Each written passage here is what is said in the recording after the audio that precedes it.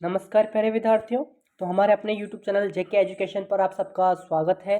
तो आज मैं लिए लेकर आया हूँ उपचारात्मक शिक्षण कार्य पुस्तिका कक्षा 2 की, जो कि नई कार्य पुस्तिका है, जिसमें से कार्य पत्रक 1, 2 और 3 का संपूर्ण सॉल्यूशन आज मैं करवाने वाला हूँ।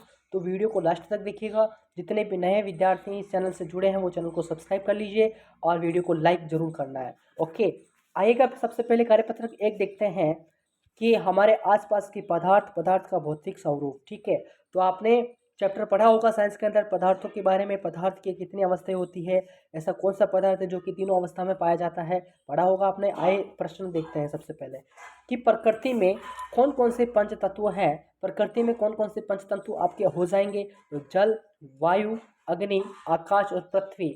ये क्या है भैया, प्रकृति में पंच तत्व हैं।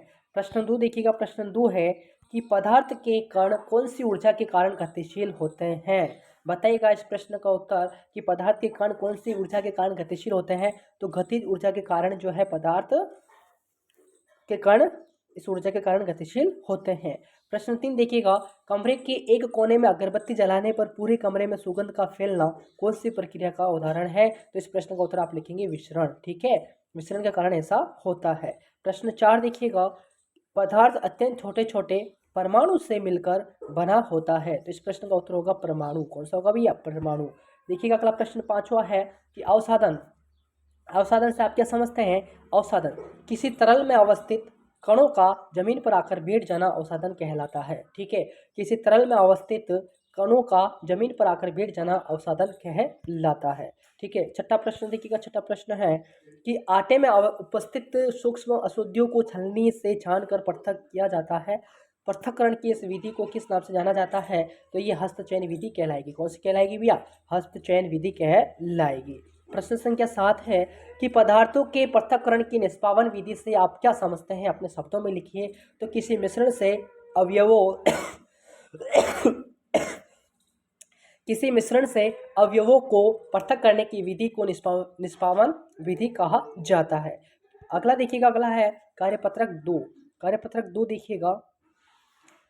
हमारे आसपास की पदार्थ के कणों को अभिलाक्षणिक गुण। ठीक है, तो भंगुरता किसे कहते हैं। पहला प्रश्न है भंगुरता किसे कहा जाता है। जब किसी पदार्थ को पीटा जाता है तो वह टूट जाता है, इसको भंगुरता कहते हैं। ओके, पहला प्रश्न का उत्तर देख लिया। क्वेश्चन नंबर 2 देखिएगा। प्रश्न 2 का उत्तर देखते हैं अपन।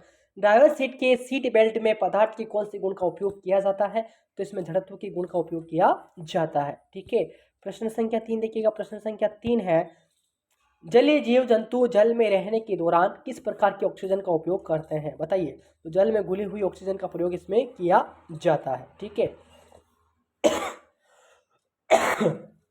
अगला प्रश्न है 4। गुलित ऑक्सीजन पदार्थ की कौन सी अवस्था के विसरण को दर्शाता है। तो गुलित ऑक्सीजन पदार्थ की द्रव अवस्था के विसरण को दर्शाता है। प्रश्न 4 का उत्तर यह रहेगा। क्वेश्चन नंबर 5 देखिएगा कि एलपीजी का पूरा नाम लिखिए। तो एलपीजी का पूरा नाम होता है लिक्विड पेट्रोलियम गैस। ओके, अगला प्रश्न है पदार्थ के कण एक दूसरे के परस्पर आकर्षित करते हैं। ठीक है, यहाँ पर आकर्षित आ जाएगा। पहला 7वां प्रश्न देखिएगा। पदार्थ के कण निरंतर से गतिशील होते हैं। पदार्थ के कण क्या होते हैं भैया, निरंतर गतिशील यहाँ पर होते हैं। अगला देखिएगा कार्यपत्रक 3 है। कार्यपत्रक 3 देखिएगा। अधिगम बिंदु पदार्थ की अवस्थाएं आप सबको पता 3 अवस्थाएं होती हैं। विषय वस्तु हमारे आसपास के पदार्थ यहाँ पर आ जाएंगे। ठीक है, पहला प्रश्न है कि पदार्थ की कितनी अवस्थाएं होती हैं। नाम लिखिएगा। तो पदार्थ की 3 अवस्थाएं होती हैं। पहला ठोस है, दूसरा द्रव है, तीसरा गैस यहाँ पर हो जाएगा। ठीक है, और पानी जो है ऐसा पदार्थ है जो कि तीनों अवस्था में पाया जाता है, आपको याद रखना है। ठीक है, अगला प्रश्न देखिएगा। प्रश्न नंबर 2 है कि ठोस अवस्था की कोई 3 विशेषताएं लिखिएगा। तो ठोस आकार निश्चित होता है, ठोसों का आयतन निश्चित होता है, ठोस की संपीड़ितता नगण्य होती है। ठीक है, अगला प्रश्न देखिएगा। प्रश्न 3 है वह तापमान जिस पर ठोस पिघलकर द्रव में बदल जाता है कहलाता है। इस प्रश्न का उत्तर क्या होगा, गलनांक। ठीक है, क्वेश्चन नंबर 4 है कि वायुमंडलीय दाब पर वह तापमान जिस पर द्रव उबलने लगता है क्या कहलाता है। तो वो क्वथनांक कहलाएगा। क्वथनांक यहाँ पर सही उत्तर है। 5वां प्रश्न है ऊर्ध्वपातन की परिभाषा लिखो। तो पदार्थ का सीधा ठोस से गैसीय अवस्था में बदलना क्या कहलाता है, ऊर्ध्वपातन कहलाता है। ठीक है, अगला प्रश्न देखिएगा 6 कि शुष्क बर्फ का सूत्र लिखो। ठोस बर्फ का सूत्र होता है ठोस को CO2। ठीक है, ठोस CO2 यहाँ पर सही रहेगा।